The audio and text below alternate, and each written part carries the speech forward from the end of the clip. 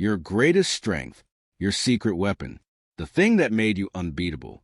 What if one day, without warning, it turned around and ended everything? This actually happened, and it happened to one of the most brilliant military commanders in history. A battlefield in ancient Italy. Morning sun cutting through the dust. Thousands of soldiers in perfect formation, shields locked, spears ready, and behind them, the ultimate weapons of the ancient world, war elephants, each one 3 tons of muscle and fury, each one capable of crushing 50 men in a single charge.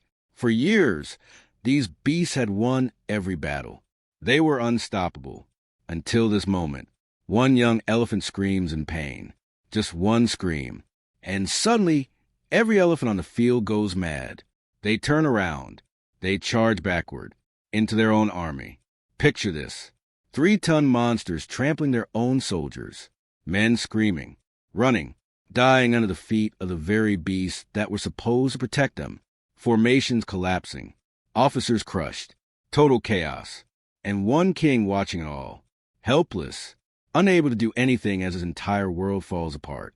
This is the story of Pyrrhus of Epirus, the man who defeated Rome twice, the man whose name gave us the term Pyrrhic victory, and the man who was ultimately destroyed by his own greatest weapon.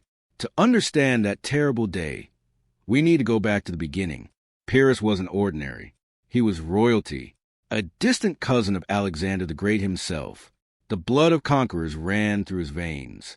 He ruled Epirus, a small kingdom in what is now Greece and Albania. Not a large territory, not particularly wealthy, but under Pyrrhus, it became feared throughout the Mediterranean. His advantage was simple. War elephants. These massive creatures were the tanks of the ancient world. When they charged, infantry formations shattered. Horses panicked and threw their riders. Soldiers who had never seen such beasts simply ran away in terror. The psychological impact alone won battles before they started. Pyrrhus had mastered their use. Combined with his tactical genius and highly trained infantry, he seemed invincible. Then Rome entered the picture. In 280 BC, a Greek city called Beneventum had a problem.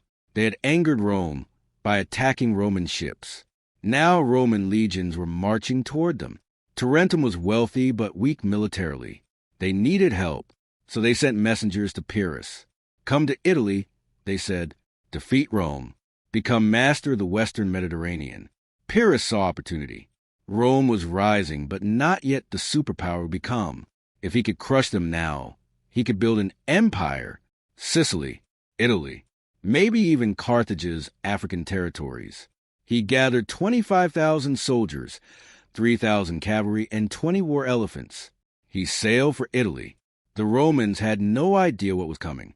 The first battle happened at Heraclea. Roman legions marched confidently to meet this foreign king. They had conquered most of Italy. They feared no one. Then they saw the elephants. Roman soldiers had never encountered such creatures. These massive beasts came thundering toward them, armored, carrying towers of archers, making sound from nightmares. The Roman horses panicked first. They threw their riders. They fled. Then the infantry wavered. How do you fight something that size? Pyrrhus won decisively. Romans retreated with heavy losses. But victory came at a cost. Thousands of his best soldiers died. His most experienced officers fell. Men he could never replace. After the battle, someone congratulated him on the victory. Pyrrhus reportedly said something that would echo through history. One more victory like this, and I will be completely ruined. This is where we get the term Pyrrhic victory. A win that costs so much it becomes a loss. The second major battle came at Asculum in 279 BC. Rome had raised new legions. They had studied the elephants. They were better prepared. It didn't matter. Pyrrhus won again. His tactics were superior. His elephants again proved decisive. But again, the cost was devastating. More veterans died. His army was shrinking with every victory. And here was a problem Pyrrhus couldn't solve. Rome didn't stay defeated. When Pyrrhus beat other enemies, they surrendered. They accepted peace. They went away. Rome just raised another army. And another. And another. It was like fighting a monster that grew new heads every time you cut one off. Pyrrhus was winning every battle, but slowly losing the war. Then came an offer that seemed perfect. Greek cities in Sicily sent messengers. Carthage, the powerful African empire, was conquering their island. They needed a savior. They needed Pyrrhus. For Pyrrhus, this looked ideal. He could leave Italy without admitting failure, win easy glory against Carthaginians, maybe use Sicily to eventually invade Africa itself. The people of Tarentum begged him not to go. They had invited him to fight Rome. He hadn't finished. Pyrrhus ignored them. His eyes were on bigger prizes. In 278 BC, he sailed for Sicily. At first, everything went perfectly. Sicilian Greeks welcomed him as a hero. Cities opened their gates. Carthaginians retreated. Within 2 years, Pyrrhus controlled almost the entire island. Then his ambition betrayed him. Carthage offered peace, a reasonable deal. Pyrrhus refused. He wanted everything. And to get everything, he became a tyrant. He demanded ships, demanded sailors, demanded money. When cities resisted, he punished them brutally. He executed leaders who questioned him, imposed crushing taxes, forced men into service. Within months, the liberator became the oppressor. Cities turned against him. Some secretly contacted Carthage. Others refused to cooperate. In 276 BC, with the position collapsing, Pyrrhus made a bitter decision. He would return to Italy. As he sailed away, he supposedly said something prophetic. "What a battlefield! I am leaving for Rome and Carthage." He understood his failure meant these two powers would eventually clash. He was right. The Punic Wars would begin 11 years later. But first, Pyrrhus had one more battle with Rome. The Pyrrhus who returned to Italy was not the same man who had left. 3 years of continuous warfare had exhausted his army. His veterans were tired, homesick, demoralized. His numbers were depleted. Thousands of irreplaceable soldiers had died. His treasury was empty. No money to hire replacements. His reputation was damaged. Stories of his tyranny in Sicily had spread. And Rome? Rome had used those 3 years very well. While Pyrrhus fought in Sicily, Rome prepared. They raised new legions, trained new officers, and most importantly, they studied everything about the elephants. Roman generals interviewed battle survivors. What did elephants do? How did they behave? What frightened them? What were their weaknesses? They developed new weapons, new tactics, strategies designed specifically to counter the elephant threat. When Pyrrhus returned, a very different enemy was waiting. The final confrontation came near a city called Beneventum. In Latin, the name meant bad winds or place of misfortune. The Roman commander Manius Curius Dentatus was camped nearby with his legions. Unlike before, the Romans didn't rush to attack. They waited, chose their ground, prepared defenses. Pyrrhus assessed the situation. His weakened army against prepared Roman positions. Frontal assault would be too risky, so he devised a brilliant plan. He would split his forces. Part would march through the night, using dense forest to hide their movement. They would circle behind the Roman position. At dawn, they would attack from the rear. It was classic Pyrrhus. Bold, unexpected, decisive. It should have worked. The night march began after sunset. Thousands of soldiers entered the forest with torches and local guides. But the forest was darker than expected, denser, more confusing. Paths twisted and turned. Units lost contact with each other. Torches guttered out in the wind. Soldiers stumbled over roots, fell into ravines, lost equipment. Gaps grew between units. Then the guides panicked and fled. They disappeared into the darkness, leaving the army stranded. By dawn, Pyrrhus's flanking force was nowhere near where it should be. Hours behind schedule, lost, exhausted, demoralized, and the Romans had noticed. Scouts reported unusual activity during the night. Dentatus had his men ready. The element of surprise was completely gone. When Pyrrhus's exhausted troops emerged from the forest, Roman legions were formed up and waiting. No surprise attack, no tactical advantage, just a straight fight with tired soldiers. Pyrrhus had no choice but to attack. He organized his forces quickly. The famous Macedonian phalanx formed up. long spears bristling outward. This formation had conquered the known world under Alexander. The two armies crashed together. Fighting was brutal. Men died in waves. The phalanx pushed forward. Legions pushed back. Neither side gained advantage. Hours passed. The sun rose higher. Men grew exhausted. Bodies piled up. Pyrrhus still had his trump card. His elephants, fresh, held in reserve.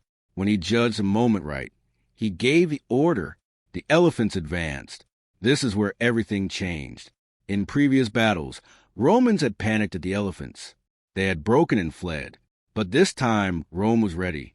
Archers stepped forward with special arrows. Tips dipped in pitch and set ablaze. Flaming arrows. Slingers took position with clay pots filled with burning oil. Primitive fire grenades.